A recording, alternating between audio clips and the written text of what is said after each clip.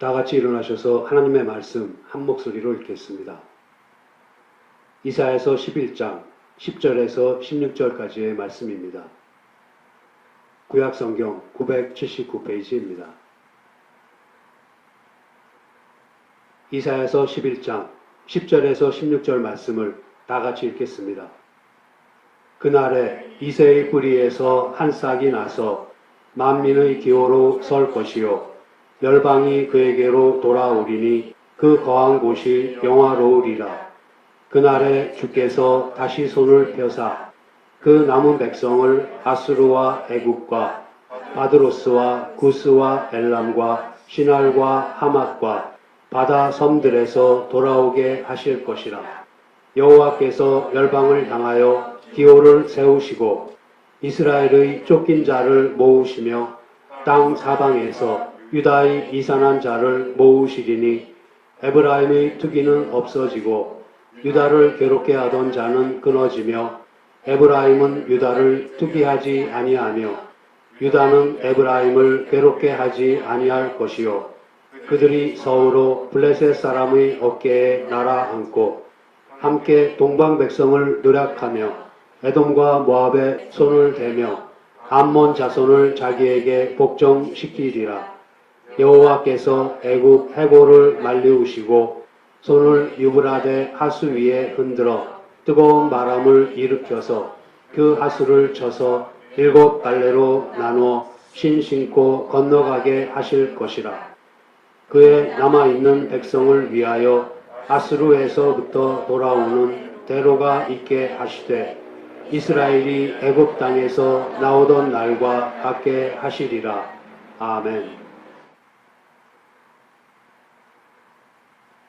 이새의 뿌리에서 다윗의 후손으로 오시는 메시아는 만민의 기호로서 높은 곳에 우뚝 설 날이 올 것입니다. 만민의 기호에서 기호는 사람들을 불러 모을 목적으로 멀리서도 볼 수 있게 만든 표시 또는 깃발을 뜻합니다. 이 기호는 심판의 방편으로 쓰이기도 하지만 오늘의 본문에서는 흩어진 백성을 다시 불러 모으는 구원의 방편으로 쓰였습니다. 메시아께서는 열방을 자신에게로 불러 모으실 것이며 그 결과 메시아 왕국의 백성은 혈통적 유대인을 넘어서서 열방으로 확장될 것임을 보여줍니다. 여기에서 한 가지 눈여겨볼 것은 기호가 하나님께서 모세로 하여금 광야에서 놋뱀을 만들어 장대에 매달아 높이 들게 하신 사건과 연관을 가지고 있다는 점입니다. 놋뱀 사건은 예수 그리스도께서 자신의 속죄 사역을 통해 사단의 세력을 멸하시고 택하신 자들의 구원을 완성시키실 것에 대한 예표였습니다. 이러한 뜻에서 이사야 선지는 장차 다윗의 후손으로 오실 메시아께서 사단의 세력을 멸하시고 혈통과 관계없이 믿음을 가진 모든 자들의 구원을 성취하신다고 선포하고 있습니다. 하나님께서는 열조와 맺은 언약을 잊지 않으시고 세상 각처에 흩어져 있는 이스라엘이 남은 자들을 돌아오게 하실 것입니다. 동쪽으로는 바벨론 동부지역, 서쪽으로는 바다섬, 남쪽으로는 나일강 상류와 하류의 이집트 지역과 에티오피아 지역, 그리고 북쪽으로는 아수르 지역에 흩어져 있던 남은 자들이 돌아올 것입니다. 여호와께서 백성이 볼 수 있도록 깃발을 세우시고 그 깃발 아래로 귀환할 것을 명령하시자 백성은 그 명령에 따라 이제 깃발 아래로 모여들고 있습니다. 평강의 왕이 다스리는 그 날에 이리와 어린 양이 함께 사는 것과 같이 상상할 수 없는 이상적인 세계가 구체적으로 눈앞에 나타날 것이 예언됩니다. 솔로몬 이래 남북으로 갈라진 유다와 북이스라엘이 통일된 한 민족을 이룬다고 합니다. 에브라임과 유다 간의 적개심이 사라져서 서로가 힘을 합치는 상황이 가능하게 됩니다. 힘을 합친 유다와 에브라임은 이제 주변 나라를 정복하여 다윗 당시의 영광을 재현할 것입니다. 그들은 서쪽으로 사사시대부터 이스라엘을 괴롭힌 블레셋을 점령할 것이며 동쪽으로는 에돔과 모압, 암몬을 차례로 정복하여 옛 다윗 왕조의 영화를 회복할 것을 선언합니다. 이 모든 것을 위해서 이제 이루어져야 할 것은 하나님의 심판을 받아 포로로 끌려간 백성들의 귀환입니다. 이 사건을 이사야 선지는 제2의 출애굽으로 그리고 있습니다. 하나님께서는 옛날 바다를 갈라 이스라엘을 건너게 하시고 애굽 사람들을 진멸하시며 하나님의 백성을 출애굽시켰듯이 유브라데 강으로 끌려갔던 하나님의 백성을 귀환시키기 위해 거대한 강을 7갈래의 시내로 만들어 신을 신고 건널 수 있게 하신다고 말씀하십니다. 또한 아수르에 아직도 남아있는 하나님의 백성을 위해 하나님께서 큰 길을 만드시어 그 길로 탄탄대로를 밟고 거룩한 땅으로 귀환하게 하신다고 말씀하십니다. 메시아께서는 출애굽 당시처럼 열방 중에서 남은 자들을 다시 모으시고 다윗이 이스라엘 왕국을 세운 것처럼 메시아 왕국을 세우실 것입니다. 다윗이 정복 사역을 통해 큰 영토를 다스렸던 것처럼 복음 전파를 통한 새로운 정복 사역을 펼치심으로써 크고 완전하고 영원한 나라를 세우실 것입니다. 메시아 왕국은 평화의 나라입니다. 메시아가 이 세상을 통치하시기 전에는 결코 진정한 평화의 시대를 맞이할 수 없습니다. 그러므로 우리는 주님의 재림을 기다리고 사모하며 그리스도의 통치를 확장하기 위해 전 세계를 향해 복음을 전파해야 합니다. 오늘은 그리스도 안에 있는 선민 이스라엘과 이방인에게는 차별이 없다는 사실에 대해서 살펴보겠습니다. 이스라엘의 민족의식은 선민의식이라는 독특한 형태를 띠고 있습니다. 선민을 가리키는 명칭은 여러 가지가 있지만 그 중에서 중요한 뜻을 지니고 있는 이름은 히브리인, 이스라엘인, 그리고 유대인의 세 가지입니다. 여기서 히브리인은 믿음의 조상 아브라함의 자손이라는 혈통적인 면을 강조하는 표현입니다. 이스라엘인은 여호와 하나님을 믿는 단일 신앙 공동체라는 면을 강조한 것입니다. 그리고 유대인은 국가적이고 행정적이며 종족적인 면을 강조하는 명칭입니다. 이스라엘 민족은 단일 혈통을 이어받은 단일 민족이 아니라 다양한 혈통과 여러 문화가 혼합되어 이루어진 민족입니다. 당시 이스라엘 사회는 혈통적으로 이방인이라 할지라도 그가 율법에 순종하고 여호와 신앙을 받아들일 것을 할례로서 맹세하면 그를 이스라엘 민족의 한 사람으로 받아들였습니다. 이런 의미에서 볼 때 선민인 이스라엘은 혈통을 고집하지 않음으로써 폐쇄적이지 않고 개방적인 민족이었습니다. 이스라엘의 선민 사상을 나타내는 표현인 원어로 선택하다라는 뜻을 가진 말이 신명기 7장 6절과 7절에 처음으로 나옵니다. 신명기 7장 6절 7절 말씀을 함께 찾아보시겠습니다. 구약성경 273페이지입니다. 신명기 7장 6절과 7절 말씀을 다 같이 읽겠습니다. 너는 여호와 내 하나님의 성민이라. 내 하나님 여호와께서 지상 만민 중에서 너를 자기 기업의 백성으로 택하셨나니 여호와께서 너희를 기뻐하시고 너희를 택하심은 너희가 다른 민족보다 수요가 많은 연고가 아니라 너희는 모든 민족 중에 가장 적으니라. 아멘. 여기서 성민은 바치다 또는 구별하다라는 말과 백성이라는 말이 합쳐진 것으로서 구별된 백성이라는 뜻입니다. 이스라엘은 천하 만민 가운데서 특별히 구별되어 하나님의 소유가 된 거룩한 백성이라는 의미입니다.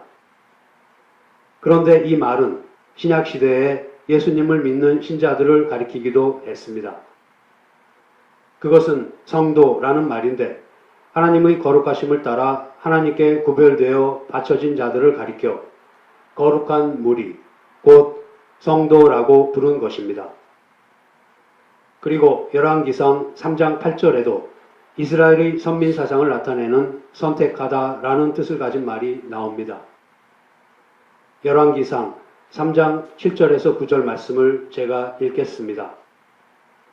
나의 하나님 여호와여, 주께서 종으로 종의 아비 다윗을 대신하여 왕이 되게 하셨사오나 종은 작은 아이라 출입할 줄을 알지 못하고 주의 빼신 백성 가운데 있나이다.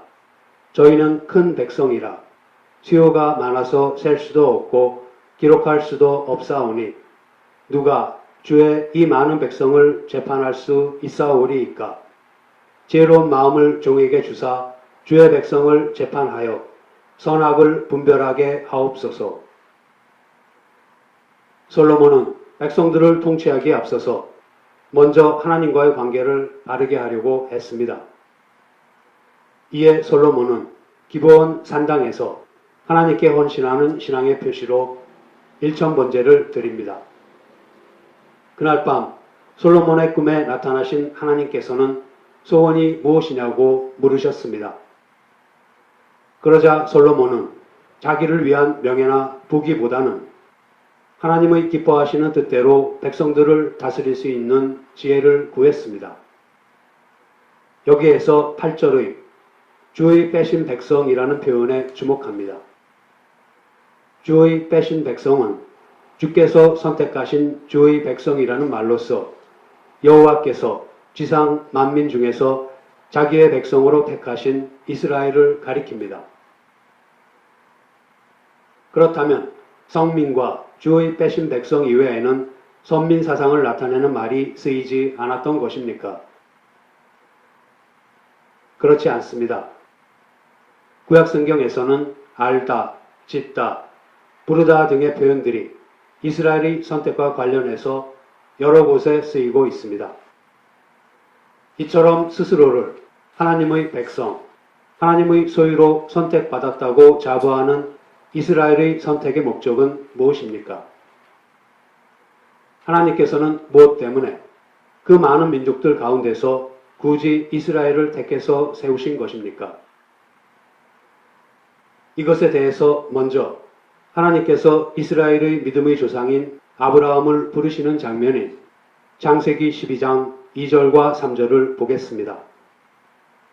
내가 너로 큰 민족을 이루고 네게 복을 주어 네 이름을 창대케 하리니 너는 복의 근원이 될지라. 너를 축복하는 자에게는 내가 복을 내리고 너를 저주하는 자에게는 내가 저주하리니 땅의 모든 족속이 너를 인하여 복을 얻을 것이니라 하신지라. 아브라함은 이스라엘을 대표하고 있습니다. 이 말씀에 하나님께서 아브라함을 택하신 목적이 두 가지가 나타나 있습니다. 하나는 아브라함을 통해 한 큰 나라, 즉 이스라엘을 이루게 하시겠다는 약속입니다. 또 다른 하나는 이스라엘을 사랑하고 복을 주시겠다는 약속입니다. 그러나 이 복은 결코 이스라엘 민족에게만 머무르지 않을 것이라고 하셨습니다. 아브라함, 즉 이스라엘에게 주어진 하나님의 복은 땅의 모든 족속에게까지 전달되어 온 인류가 함께 하나님의 은혜를 누리게 하시겠다고 말씀하십니다. 이것이 바로 하나님께서 아브라함을 선택하신 분명한 목적입니다. 다시 말하면 아브라함, 즉 이스라엘은 하나님께서 주시는 복의 통로인 것입니다. 이와 같은 하나님의 약속은 출애굽기 19장 5절과 6절에도 반복되어 나타납니다. 이스라엘이 시내산에서 하나님과 언약을 맺는 장면입니다. 세계가 다 내게 속하였나니 너희가 내 말을 잘 듣고 내 언약을 지키면 너희는 열국 중에서 내 소유가 되겠고 너희가 내게 대하여 제사장 나라가 되며 거룩한 백성이 되리라. 너는 이 말을 이스라엘 자손에게 고할지니라. 이 말씀에서 내 소유, 거룩한 백성이라는 말은 선민을 나타내는 표현입니다. 여기서 특히 주목할 것은 제사장 나라라는 말입니다. 제사장은 하나님과 인간 사이를 중재하는 역할을 하는 사람입니다. 하나님의 뜻을 사람들에게 전하고 사람들의 죄와 간구를 하나님께 알리고 용서를 구하는 역할이 제사장의 일입니다. 하나님께서는 이스라엘이 이 중재자의 역할을 제사장 나라가 되어 이 땅 위의 모든 민족들을 위해서 하기를 원하셨습니다. 이스라엘은 하나님의 종이요 증인으로서 다른 민족들에게 하나님의 뜻을 전하고 섬겨야 할 사명을 받았습니다. 그러면 이스라엘은 이러한 사명을 감당할 만한 충분한 자격을 가지고 있었기 때문에 그 많은 민족들 가운데서 선택을 받은 것입니까? 이에 대해 앞서 살펴본 신명기 7장 6절과 7절을 다시 보겠습니다. 여러분은 여러분의 하나님 여호와의 거룩한 백성입니다. 여호와께서는 이 세상의 모든 민족 가운데서 여러분을 택하여 자기 백성으로 삼으셨습니다. 여러분이 다른 민족보다 수가 많기 때문에 여호와께서 여러분을 사랑하시고 택한 것이 아닙니다. 오히려 여러분은 모든 민족 가운데 가장 작은 민족입니다. 하나님께서 이스라엘을 선택하신 것은 이스라엘이 선택될 만한 어떤 가치를 가지고 있다거나 수요가 많고 위대한 민족이어서가 아닙니다. 그와는 반대로 오히려 작고 보잘것없는 민족이었기 때문입니다. 하나님께서 이처럼 작고 보잘것없는 민족인 이스라엘을 택하신 것은 하나님의 절대 주권과 의지에 따라 행하신 은혜와 사랑에 의해서입니다. 이스라엘은 자기들이 잘나서 선택받은 것이 아니라는 사실을 깨달음으로써 교만하지 말고 겸손해야 했습니다. 작고 보잘것없는 자기들을 택해 주신 하나님의 은혜에 감사하여 역시 작고 힘없는 사람들을 잘 돌보아야 했습니다. 그리고 강대국이 되어 남의 나라를 지배하려 하지 말고 오히려 잘 섬겨서 그들을 하나님 앞으로 나아오게 해야 했습니다. 이것이 바로 하나님의 선민으로 부름받은 이스라엘 민족이 해야 할 일이었던 것입니다. 온 세계 만민을 통치하시는 하나님께서는 구원의 역사를 이루기를 바라시고 또 그렇게 되도록 섭리하십니다. 이러하신 하나님의 뜻은 이스라엘뿐만 아니라 이방인들도 함께 이루어야 하는 것이지만 이스라엘이 하나님의 장자로서 먼저 이 사명을 감당해야 했습니다. 하나님께서는 이스라엘을 택하시고 앞으로 오실 예수 그리스도 곧 죄와 죽음으로부터 구원하실 자 안에서 그들을 하나님의 백성이 되게 하셨습니다. 하나님께서는 일찍이 아담과 하와가 죄로 인해 타락하게 되자 메시아를 약속하셨습니다. 그리고 그 후에 메시아가 아브라함과 이삭 그리고 야곱의 후손에서 나올 것이라고 다시 확인해 주셨습니다. 하나님께서 이스라엘을 선택하신 궁극적 이유는 예수 그리스도입니다. 예수님은 어느 민족을 통해서든지 오셔야만 했는데 하나님께서는 그 목적을 위해 이스라엘을 선택하셨습니다.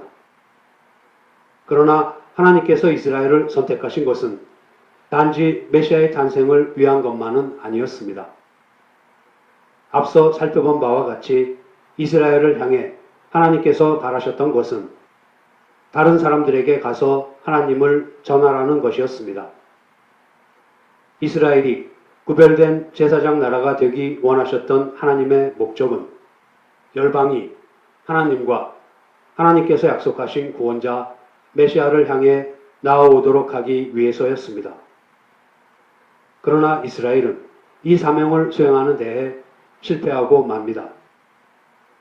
그럼에도 불구하고 이스라엘을 향한 하나님의 궁극적인 목적인 메시아를 이 땅에 보내시는 것은 예수 그리스도 안에서 온전히 이루어졌습니다. 그러나 이스라엘 백성들은 그렇게도 기다리던 메시아가 이 땅에 오셨음에도 불구하고 그를 알아보지 못하고 오히려 십자가에 못 박아 죽이는 죄를 범하고 맙니다. 그렇다면 이스라엘은 그로써 그들에게 주어진 선민의 자격을 잃은 것입니까? 아닙니다. 이스라엘의 죄악에도 불구하고 그들이 여전히 선민으로서 하나님의 긍휼과 구원의 궁극적인 대상이라는 것을 로마서 11장은 하나님의 은사와 부르심에는 후회하심이 없다는 말씀으로 분명하게 이야기하고 있습니다. 하나님께서는 이미 구약 성경에서 이스라엘을 선택하신 약속이 영원하다는 것을 창세기 17장 7절에서 이렇게 말씀하셨습니다. 내가 내 언약을 나와 너와 내 대대 후손의 사이에 세워서 영원한 언약을 삼고 너와 내 후손의 하나님이 되리라. 이스라엘을 영원히 선택하신 하나님은 신실하신 분이십니다. 만일 하나님께서 이스라엘을 선택하신 것을 취소하신다면 자기의 신실하심을 부인하시는 것이며 스스로를 신뢰할 수 없는 분으로 만드시는 것입니다. 또한 심판에 대한 이야기가 많이 나오는 예언서를 보면 하나님께서는 비록 이스라엘이 하나님을 버리고 떠나간다 할지라도 반드시 그들과의 언약을 성취하시겠다고 끊임없이 말씀하십니다. 하나님께서는 이스라엘의 불순종을 벌하실지언정 결코 그들을 버리지 않겠다고 하셨습니다. 이것으로부터 우리는 하나님께서 그토록 작고 보잘것없는 민족인 이스라엘을 택하신 것은 그들에게 그럴 만한 자격이 있어서가 아니라 하나님의 절대 주권과 의지에 따라 행하신 은혜와 사랑에 의해서라는 사실을 다시 한번 확인하게 됩니다.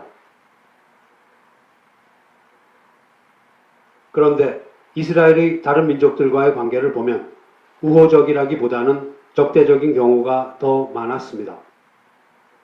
선민으로서 다른 민족을 섬기기보다는 긴장과 대립 상태에 있었던 때가 더 많았던 것입니다. 실로 이스라엘은 수많은 전쟁을 치렀습니다. 출애굽 당시 이집트와의 대결, 광야에서 아말렉, 아모리, 모압 등과의 전투, 가나안 정착 당시 가나안 민족들과의 대결, 사사시대에 모압, 미디안, 암몬, 블레셋 등과의 싸움, 왕조시대에 블레셋, 아람, 바벨론, 아수르 등과의 전쟁이 끊임없이 계속되었습니다. 물론 그 가운데는 피할 수 없는 전쟁도 있었지만 대부분의 전쟁은 탐욕에서 비롯되었습니다. 이것이 말해주는 것은 이스라엘이 선민으로서의 자신의 역할을 오해하여 바로 수행하지 못하고 있었다는 사실입니다. 그렇다면 선민으로서의 사명을 감당해야 할 이스라엘의 다른 민족들과의 바람직한 관계는 과연 어떠해야 했는가를 구체적으로 살펴보겠습니다. 구약 성경의 요나서가 이 점에 대해서 잘 설명하고 있습니다. 요나서는 요나에게 니느웨로 가서 회개를 외치라는 하나님의 명령으로 시작됩니다. 요나는 하나님의 명령을 수행하지 않으려고 다시스로 도망하려 했습니다. 그런데 요나가 탄 배가 큰 풍랑을 만나게 됩니다.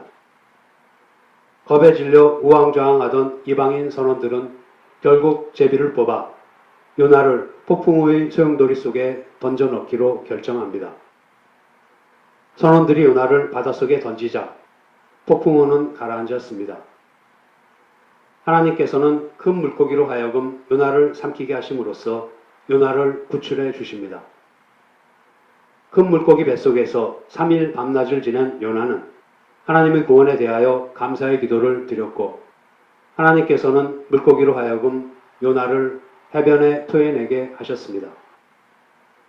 그리고는 니느웨로 가서 회개를 선포하라는 사명을 다시 한번 요나에게 주십니다.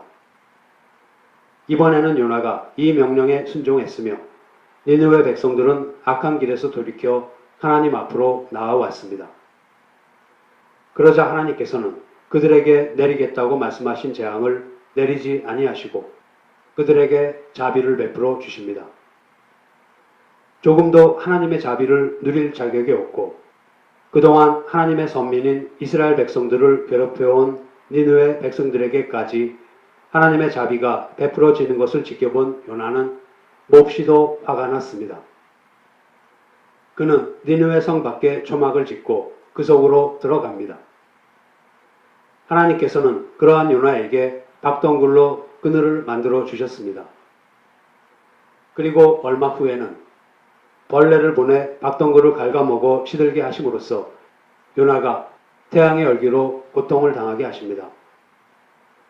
이것을 통해 하나님의 사랑이 얼마나 깊은 것인가를 요나에게 설명해 주시는 하나님의 말씀으로 요나서는 끝을 맺습니다.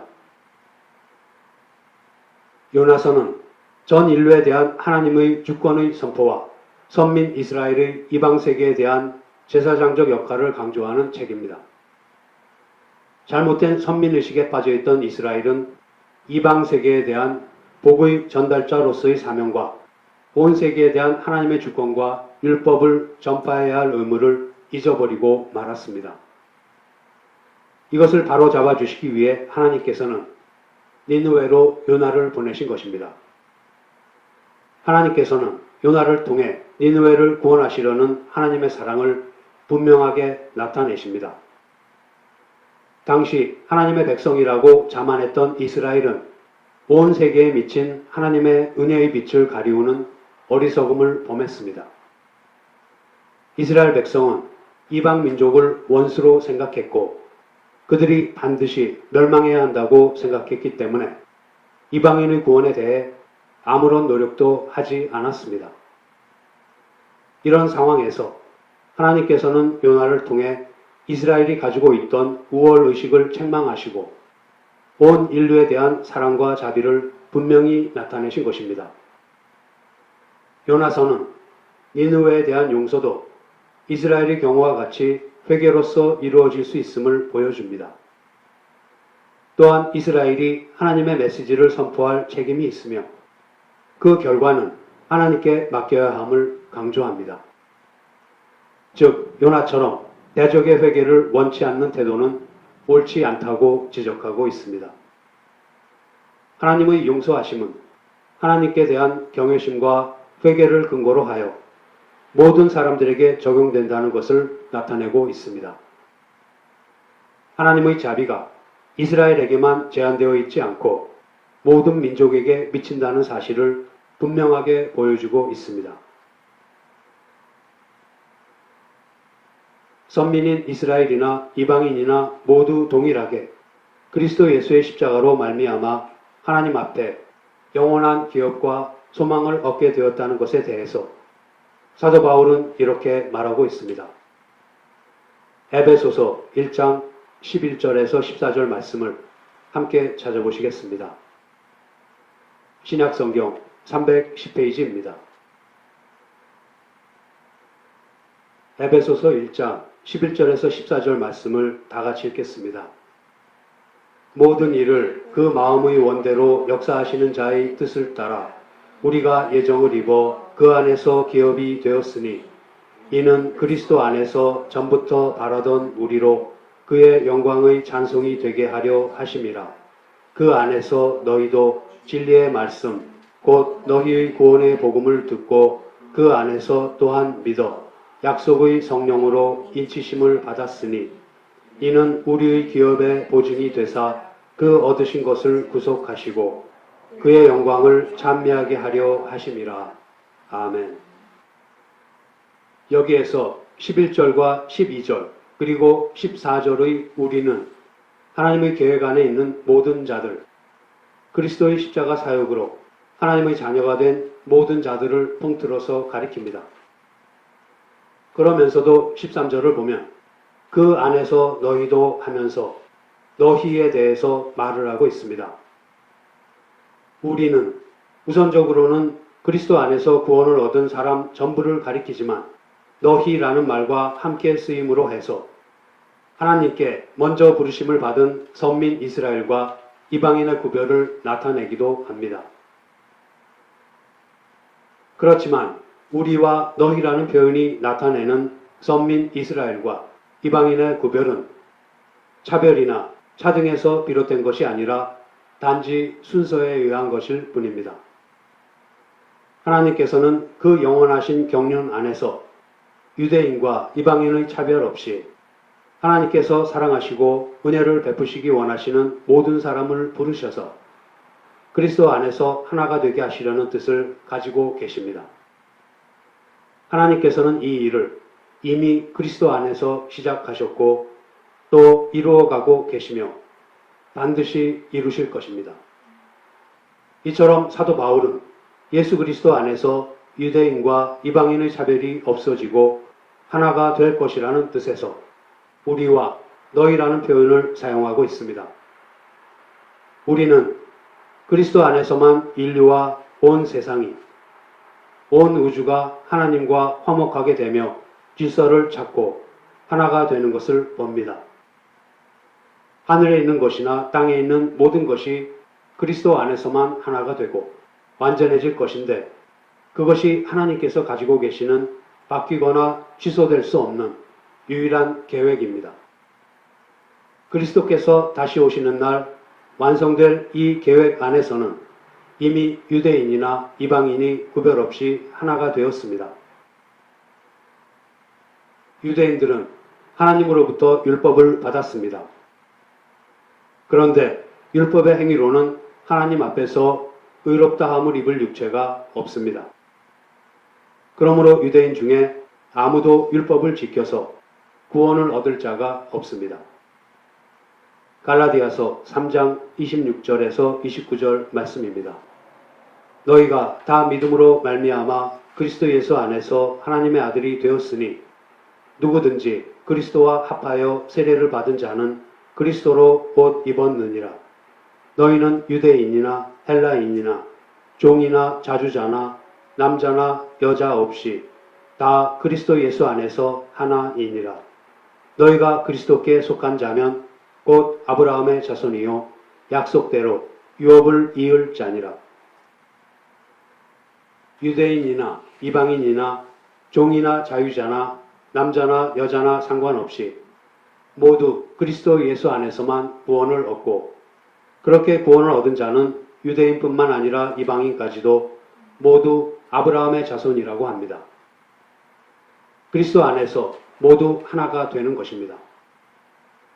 그러므로 우리는 그리스도 안에서 하늘에 있는 것이나 땅에 있는 것 모두가 새롭게 다시 통일되게 하시려는 하나님의 계획이 예수 그리스도를 이 땅에 보내심으로 시작되고 이루어져 가고 또 완성될 것을 믿습니다.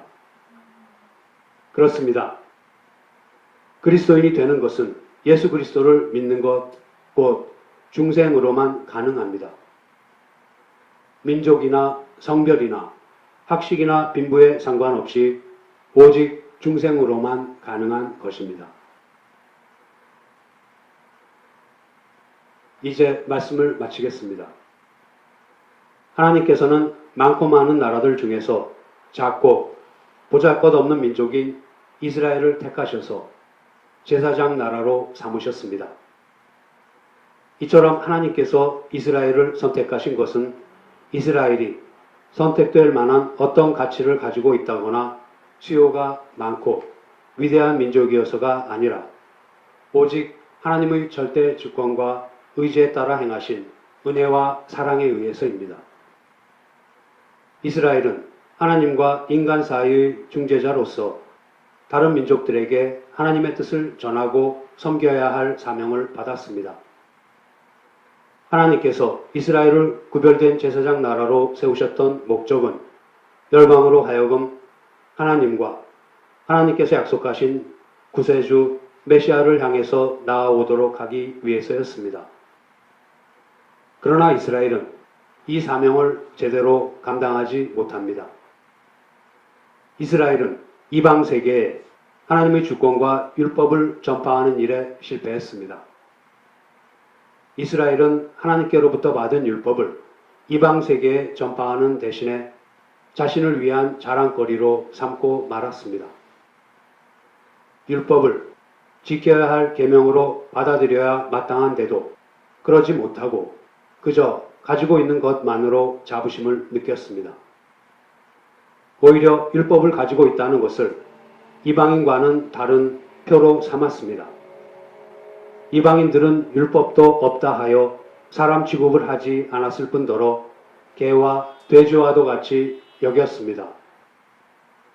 그러나 이와 같은 유대인과 이방인 사이의 장벽이 그리스도 안에서 허물어져서 서로 시기하고 미워하여 하나가 될 수 없었던 유대인과 이방인이 하나가 되었습니다.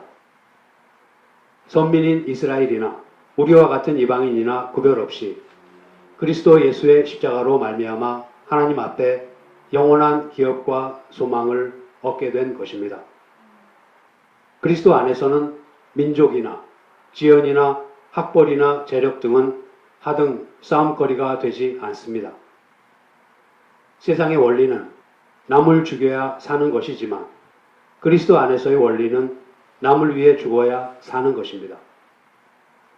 하나님께서는 그리스도 안에서의 원리인 하나됨과 평안과 화목의 실천과 완성을 위해서 우리를 교회로 부르셨습니다. 우리는 오직 그리스도의 십자가만으로 교회 안에 들어옵니다. 그리고 교회 안에서는 서로 시기하고 미워하고 싸우는 것을 그치고 남을 나보다 낮게 여김으로써 서로 하나가 되는 훈련에 힘써야 합니다. 성도 여러분, 그리스도 안에서 서로 간에 막힌 담을 헐고 연합하고 화목하는 일을 인내와 순종과 양보로 이루어가는 저와 여러분이 되기를 소원합니다. 기도하시겠습니다. 하나님 아버지, 민족과 출신과 신분에 관계없이 주님을 경외하며 회개하는 모든 사람들에게 죄사함의 은혜를 베풀어 주심을 감사드립니다. 이방인인 저희들이 선민인 이스라엘과 동일하게 그리스도 예수의 십자가로 말미암아 주님 앞에 영원한 기업과 소망을 얻게 되었습니다. 주님의 영원하신 경륜 안에서 유대인과 이방인의 차별 없이 주님께서 사랑하시고 은혜를 베푸시기 원하시는 모든 사람들을 부르셔서 그리스도 안에서 하나가 되게 하시려는 이 일을 이미 시작하셨고 또 이루어가고 계시니 장차 반드시 이 일을 완성하여 주시옵소서. 하늘에 있는 것이나 땅에 있는 모든 것이 그리스도 안에서 온전히 새롭게 되고 하나로 통일되는 그날까지 성령 안에서 하나님의 거하실 처소가 되기 위하여 그리스도 예수 안에서 함께 지어져 가는 저희들이 되게 하여 주시옵소서. 우리 주 예수 그리스도의 이름으로 기도드립니다. 아멘.